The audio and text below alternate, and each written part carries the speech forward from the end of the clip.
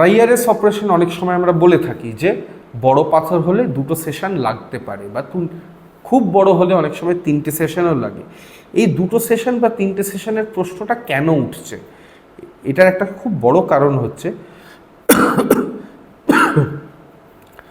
বেশিরভাগ এন্ডোইউরোলজিক্যাল প্রসিডিওরের একটা time limit থাকে।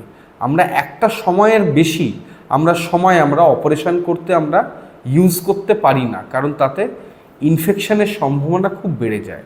সেরকমই RIRS-এর ক্ষেত্রেও আমরা নিজেদের মনের মধ্যে একটা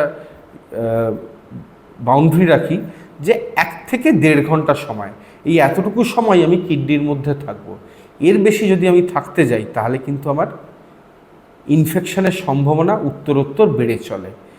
এইটা হচ্ছে কারণ যে জন্য আমরা বলি যে একটা সেশনে নাও হতে পারে, সেকেন্ড সেশন লাগলেও লাগতে পারে। চেষ্টা সবসময় এটা হবে যে আপনাকে একবারে পাথর মুক্ত করার, কিন্তু একবারে পাথর মুক্ত করতে গিয়ে যদি আমি বেশিক্ষণ অপারেশন করে ফেলি আর তাতে যদি আপনার ইনফেকশন বেড়ে যায় শরীরে, সেটা কিন্তু একটা আপনার শরীরের ক্ষতি হতে পারে, বা অপারেশনের পরে একটা সমস্যা বা কমপ্লিকেশনের মুখোমুখি হতে পারি আমরা। সেটা অ্যাভয়েড করার জন্যই দেখুন, সার্জারি তো কোনো খেলা নয়, বা এটা কোনো যে আমাকে জিততে হবে একবারেই। আমাকে অপারেশনটা এমনভাবে করতে হবে যাতে আপনিও পাথরমুক্ত হন এবং অপারেশনটাও সুষ্ঠুভাবে সম্পন্ন হয়, আপনি সুস্থ হয়ে বাড়ি যান। এই জন্যেই এই কথাগুলো বলা যে একবারে পুরো স্টোন বার করতে গেলে শরীরের ক্ষতি হতে পারে।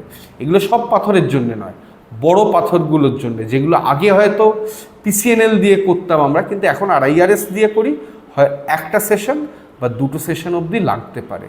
এইটা মাথায় রাখা, এইটা খুবই প্রয়োজন বলে আমার মনে হয়। তার কারণ অনেক সময় মানুষরা বলে যে স্যার একবারে করে দিন, একবারে করলে কিন্তু ক্ষতিটা আমার হবে না, ক্ষতিটা কিন্তু আপনার হওয়ার সম্ভাবনাটাই বেশি।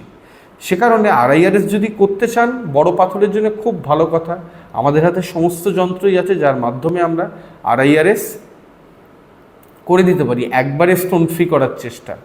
কিন্তু টাইম লিমিট যদি এক্সিড করে যায়, সেটা সবসময় আমারও হাতে থাকে না বা আমার অ্যানাস্থেটিস্টেরও হাতে থাকে না।